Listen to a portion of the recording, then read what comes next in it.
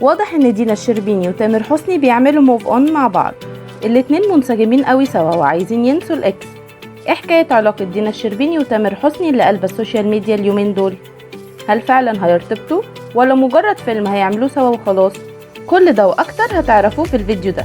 تامر حسني بدأ من فترة ينزل صور وتفاصيل كتير عن فيلم تاج اللي هينزل في عيد الأضحى، وبتشارك معاه في الفيلم النجمة دينا الشربيني.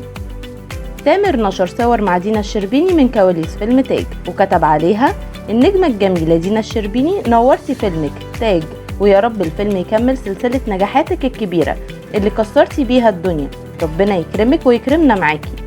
كان باين في الصور الانسجام الرهيب بين تامر ودينا، واللي كانت بالمناسبة اختيار تامر للفيلم وفضلها عن نجوم تانيين. دينا الشربيني ردت على تامر في بوست نشرته على الانستجرام وقالت: يا تامر، مهما اتكلمت او قلت مش هعرف اشرح لك انا سعيدة قد ايه بكلامك. انا كنت بحبك وبحترمك جدا على المستوى الفني، ودلوقتي لما عرفتك بحبك وبحترمك جدا على المستوى الشخصي.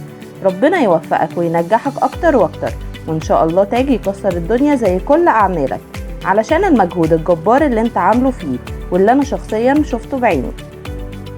طبعا الناس كلها وقفت عند بوست دينا وعند جملة بحبك وبحترمك جدا على المستوى الشخصي، وقالوا ان شكلها قصة حب جديدة، خصوصا ان الفترة دي تامر بيحاول ينسى بسمة بوسيل اللي انفصل عنها من فترة قريبة، ودينا بتحاول تتخطى احزانها من اللي حصل في قصتها مع الهضبة عمرو دياب.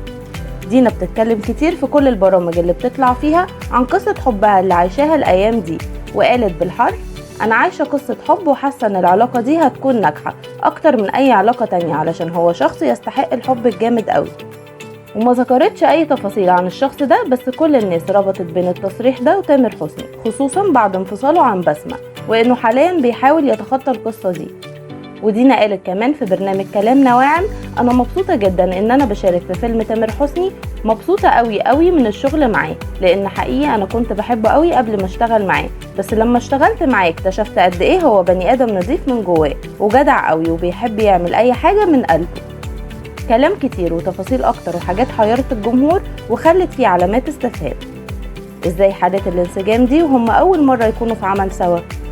تامر ودينا حتى الآن ملتزمين الصمت ومحدش بيرد على كل الكلام ده، وفي النهاية كل دي مجرد توقعات وتخمينات من الجمهور. هل الموضوع هينتهي فعلا بالارتباط ولا هيكون مجرد شغل وبس؟ هنشوف.